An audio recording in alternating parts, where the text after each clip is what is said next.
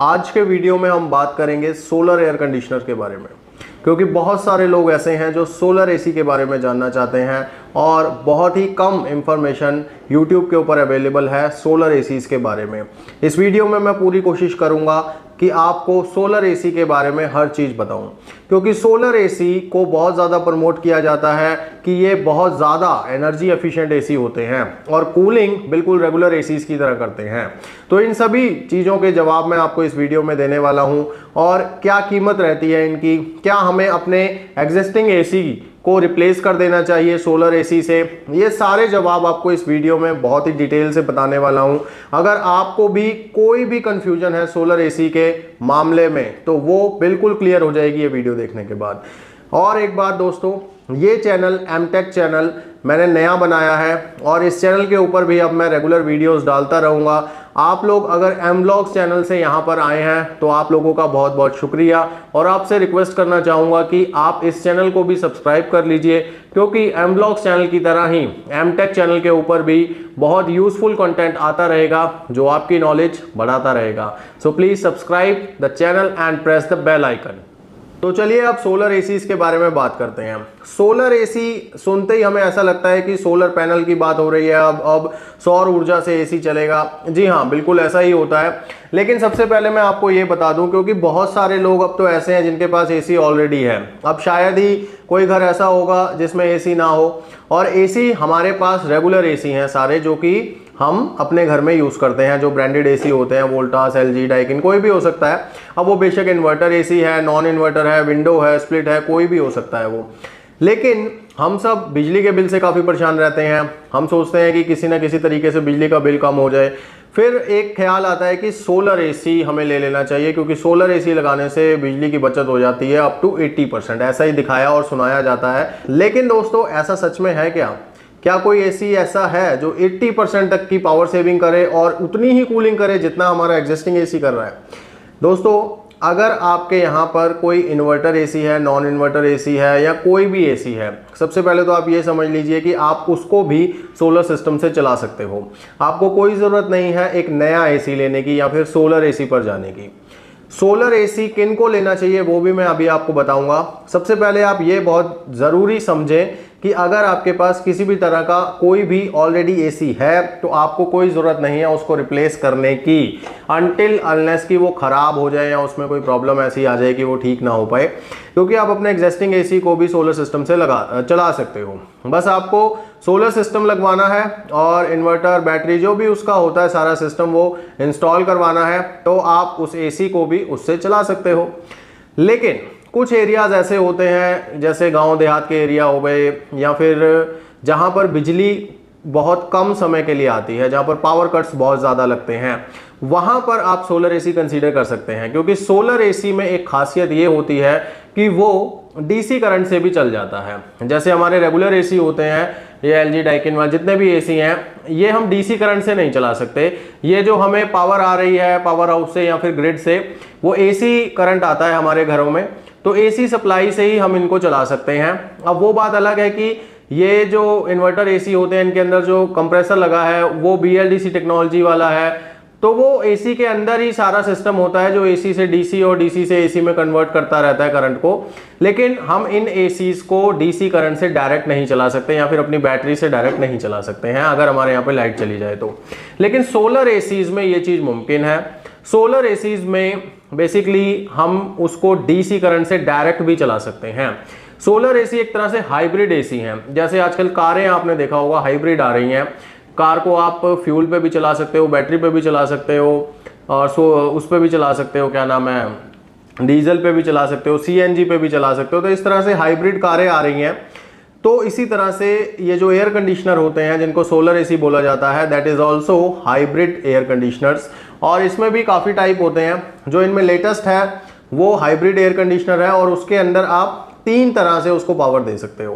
पहला, वो डायरेक्टली जो सोलर पैनल्स आपने लगाए हैं उनसे अगर बिजली जो जनरेट हो रही है उनसे डायरेक्टली एसी भी चल जाएगा, या फिर बैटरी और इन्वर्टर का सेटअप है जिसको सोलर पैनल से चार्जिंग मिल रही है, उस बैटरी से भी आपका एसी चल जाएगा। और तीसरा जो है ऑप्शन वो है पावर ग्रिड, यानी कि नॉर्मल जो बिजली से हम एसी चलाते हैं वो तो वो चल ही जाएगा।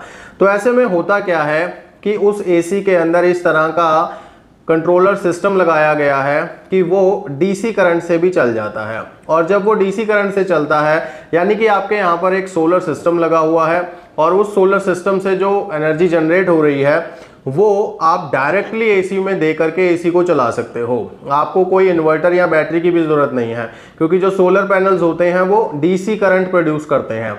और नाइट में जब आपको ज़रूरत पड़ेगी तो नाइट के लिए अगर आप फिर भी बैटरी या इन्वर्टर पर चलाना चाहते हैं तो फिर आप वो सेटअप भी करा सकते हो सोलर पैनल्स के साथ। अदरवाइज आप नाइट में बिजली से उस एसी को चला सकते हो। तो ऐसे में आपको दिन के समय 100% पावर सेविंग मिल जाती है और रात के समय आपका एसी बिजली पर चलता है, या फिर आप इन्वर्टर या बैटरी वाला अगर सेटअप कराते हो तो उस पर चल जाता है। तो यहाँ पर आपके पास ऑप्शन रहता है कि अगर आप 100% इलेक्ट्रिसिटी फ्री चाहते हैं तो फिर आपको सोलर पैनल के साथ इन्वर्टर और बैटरी का भी सेटअप लगवाना पड़ता है। लेकिन अब यहाँ पर बात ये आती है कि सोलर एसी ले कौन।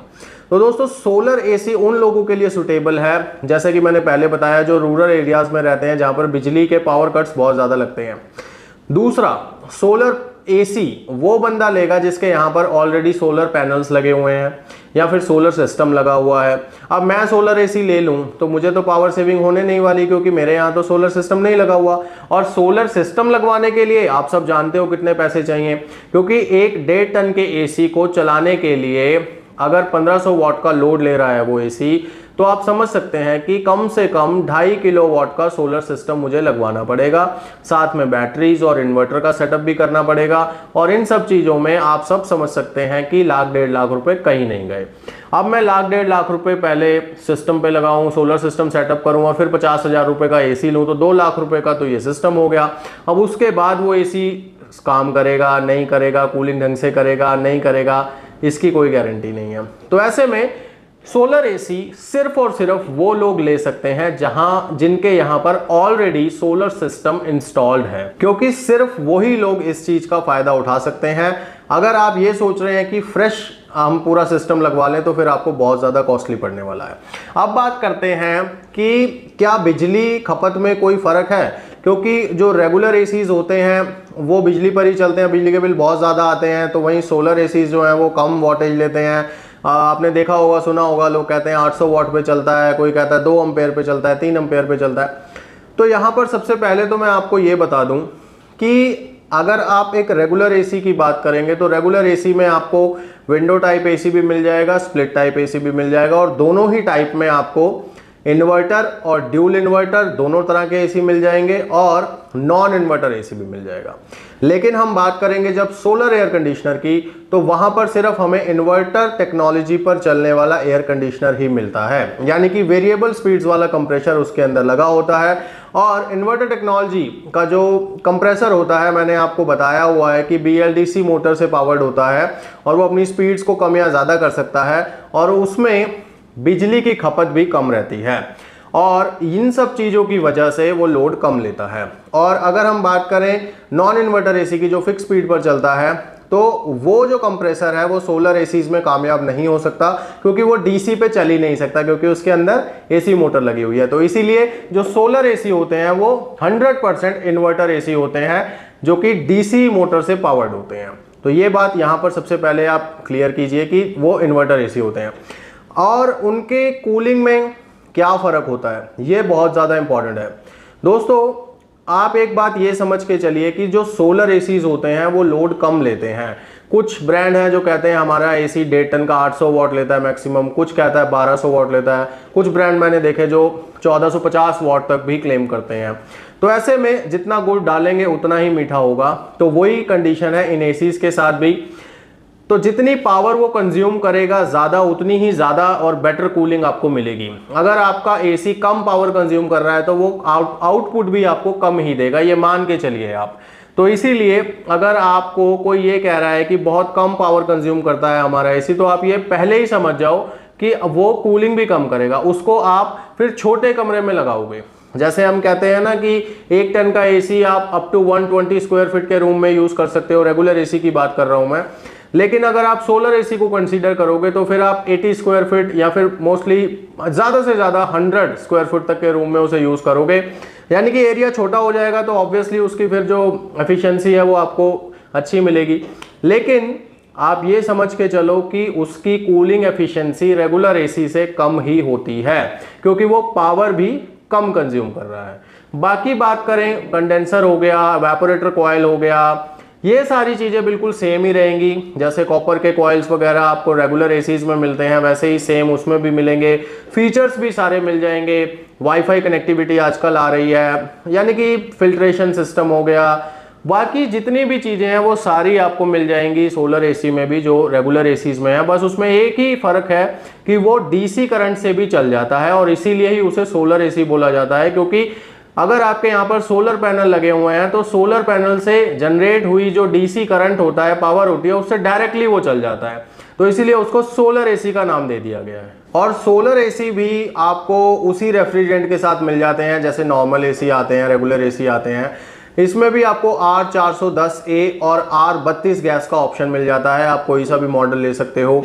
और रेगुलर एसीज की तरह ही इसमें भी आपको स्टेबलाइजर फ्री ऑपरेशंस मिलते हैं, और अलग अलग ब्रांड के अलग अलग वोल्टेज रेंज हैं। तो आप ये मान के चलो कि 140 से लेके 330 वोल्ट तक का इसमें वोल्टेज रेंज रहता है, बट ये डिफरेंट कंपनीज का डिफरेंट आपको मिलेगा। और यहाँ पर एक बहुत इंपॉर्टेंट बात आपको और बता दूं कि ये जितनी भी ब्रांड हैं सोलर एयर कंडीशनर के, ये कोई भी ऐसा ब्रांड नहीं है जो वेल नोन ब्रांड हो या फिर एक बड़ा ब्रांड हो ग्लोबली। ये सब लोकल ब्रांड हैं जो कि इधर उधर से पार्ट इकट्ठे करके एसी को असेंबल करते हैं और फिर उसको मार्केट में सेल करते हैं। इनका कोई अपना मैन्युफैक्चरिंग नहीं है। ये कंप्रेसर किसी से लेते हैं, कॉइल्स कहीं से लेते हैं, बॉडी ली और मतलब उसको कर दिया, असेंबल कर दिया और अपना लेबल लगा करके ये बेचते हैं। हालांकि ये गवर्नमेंट अप्रूव्ड होते हैं, इनमें स्टार रेटिंग्स भी आपको मिल जाएंगी, 5 स्टार रेटिंग में भी आते हैं ये। तो ऐसे में ऐसी कोई प्रॉब्लम नहीं है। बाकी कंपनीज भी असेंबल करती हैं ये सारी चीज़ें, लेकिन जैसे बाकी कंपनीज हैं वोल्टास, एलजी, डाइकिन, बड़े नाम हैं ये, अभी ऐसा कुछ नहीं है इनमें। ये छोटे छोटी कंपनीज हैं, आई थिंक सिनफिन है, एक्सैल्टा है, नेक्सस आई थिंक है, ऐसी कई सारी कंपनीज हैं जो सोलर एसीज में डील कर रही हैं। और ज़्यादातर ये रीजनल या फिर रूरल एरियाज में ही बिकते हैं सोलर एसी, क्योंकि वहाँ पर पावर फेलियर ज़्यादा होते हैं, पावर के कट्स ज़्यादा लगते हैं, इसलिए फिर जो लोग हैं वो सोलर पैनल लगवाते हैं। ये तो मैं आपको पहले ही बता चुका हूँ कि ये जो एसी होते हैं ये डायरेक्ट डीसी करंट से भी चल जाते हैं। तो ऐसे में कई बार धूप होती है, कई बार धूप नहीं होती है, और रात में तो बिल्कुल धूप नहीं होती है। और आप सब ये जानते हैं कि जब धूप होती है तभी सोलर पैनल्स एनर्जी जनरेट कर पाते हैं।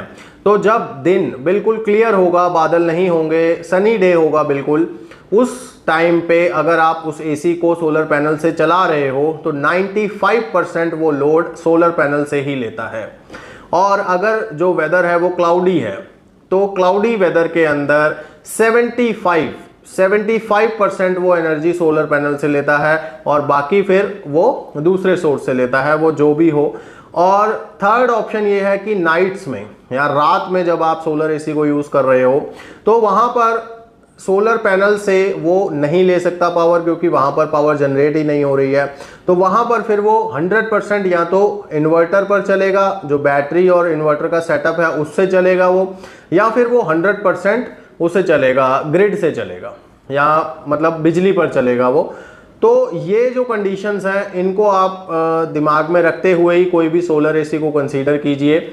और सबसे बड़ी बात यह है कि अगर आपका यूज़ नाइट में ज़्यादा है तो आप सोलर एसी लेने से ज़्यादा सेविंग नहीं कर पाओगे, क्योंकि सोलर एसी को अगर आप सोलर पैनल से नहीं चला रहे हो तो फिर आपको एनर्जी सेविंग का बेनिफिट ही नहीं मिलेगा। तो ज़्यादा से ज़्यादा ये उन लोगों के लिए बहुत ज़्यादा ठीक रहता है जो दिन में ज़्यादा एसी यूज़ करते हैं, या जिनके ऑफिसेज हैं, दुकानें हैं, उन लोगों के लिए तो ये बहुत बढ़िया चीज़ है जिनके सोलर पैनल लगे हुए हैं और साथ में वो दिन में ही वहाँ पर वर्किंग रहते हैं और दिन में धूप भी होती है, तो वो सोलर पैनल से ही सारा लोड चला सकते हैं। लेकिन रात में जैसे मैंने आपको बताया फिर आपको उसे बैटरी पर चलाना पड़ेगा या फिर ग्रिड पे चलाना पड़ेगा। तो ये जो सारी बातें हैं ये आपको आई थिंक समझ आ गई होंगी सोलर एसी के बारे में। और मैं तो बस यही रिकमेंड करूंगा आपको कि सोलर एसी वही लोग लें जिनके यहाँ पर ऑलरेडी सोलर सिस्टम लगा हुआ है। और अगर आपके पास एग्जिस्टिंग एसीज हैं और आपको सोलर सिस्टम लगवाना है तो आप सोलर सिस्टम लगवाइए, लेकिन अपने एसीज को रिप्लेस मत कीजिए, उन्हीं एसीज के अकॉर्डिंग आप सोलर सिस्टम लगवा लीजिए। तो अगर आप नया सोलर सिस्टम लगवा रहे हो तो अपने एग्जिस्टिंग एसीज के अकॉर्डिंग ही लगवाइए। अगर आपके यहाँ पर ऑलरेडी सोलर सिस्टम लगा हुआ है then you can buy a solar AC, but फिर भी आपको कूलिंग के साथ कॉम्प्रोमाइज करना पड़ेगा, ये बात आप समझ के चलिए, क्योंकि वो एसी लोड कम ले रहा है तो एफिशिएंसी भी उसकी कम है। बट बहुत सारे ऐसे भी मॉडल अवेलेबल हैं जो लोड ज़्यादा लेते हैं तो वो फिर कूलिंग भी अच्छी करते हैं। तो ये सब चीज़ें आप देख के लें। सस्ता प्रोडक्ट लोगे तो आपको फिर सस्ता ही सारा काम मिलेगा, कूलिंग भी ठीक नहीं मिलेगी। प्रोडक्ट अगर प्रीमियम लोगे जिसकी स्पेसिफिकेशंस वगैरह सब अच्छी होंगी तो नो डाउट आपको कूलिंग एक्सपीरियंस भी अच्छा मिलेगा और पावर सेविंग का बेनिफिट भी मिलेगा। वारंटी वगैरह की अगर बात करें तो अलग अलग कंपनीज के अलग अलग वारंटी टर्म्स हैं। तो कुछ कंपनीज हैं जो 5 इयर्स की वारंटी देती हैं कंप्रेसर के ऊपर, और कुछ हैं जो 10 इयर्स की वारंटी भी दे रही हैं, क्योंकि लगा तो उसके अंदर इन्वर्टर कंप्रेसर ही हुआ है ना। तो ऐसे में अलग अलग कंपनीज के अलग अलग वारंटी टर्म्स हैं। और अगर आप सोलर सिस्टम लगवा रहे हो तो जो सोलर के पैनल होते हैं उनके ऊपर तो 25 इयर्स की वारंटी मिलती है। आई थिंक सारे ही जितने ब्रांड्स हैं वो सभी 25 इयर्स की वारंटी देते ही हैं। तो ऐसे में वारंटी वगैरह सब कुछ सेम ही मिलेगी आपको। और इन्वर्टर एसी होने के नाते और या फिर इन्वर्टर एसी होने के कारण इसमें भी पीसीबी होती है, आउटडोर में कंट्रोलर पीसीबी होती है, और उसके ऊपर भी कुछ ब्रांड्स ऐसे हैं जो 5 इयर्स की पीसीबी वारंटी देते हैं। तो वारंटी हो गई, परफॉर्मेंस हो गई, बिल्ड क्वालिटी हो गई, ये लगभग आपको रेगुलर एसी जितनी ही मिलेगी। बस फर्क यही है कि ये आपको महंगा पड़ता है अगर आप इसको फ्रेश लगवाते हो, और कूलिंग जो है वो नो डाउट आपको कम मिलेगी ही मिलेगी। और अगर आपके यहाँ पर कोई सोलर एसी लगा हुआ है, you are user of solar AC, तो कमेंट्स में मुझे अपने रिव्यूज़ ज़रूर बताइएगा। और ये वीडियो आपको कैसा लगा मुझे कमेंट्स में ज़रूर बताइएगा। इस चैनल के ऊपर ये पहला वीडियो है, अब इस तरह के और भी बहुत सारे इन्फॉर्मेटिव वीडियोज़ आपको इस चैनल के ऊपर भी मिलते रहेंगे। आप लोगों ने अगर वीडियो यहाँ तक देख लिया है तो आप प्लीज़ चैनल को सब्सक्राइब कर लीजिए और साथ में ही बेल आइकन को दबा दीजिए। मैं मिलूंगा आपको किसी और वीडियो में किसी नए टॉपिक के साथ, तब तक के लिए गॉड ब्लेस यू दोस्तों।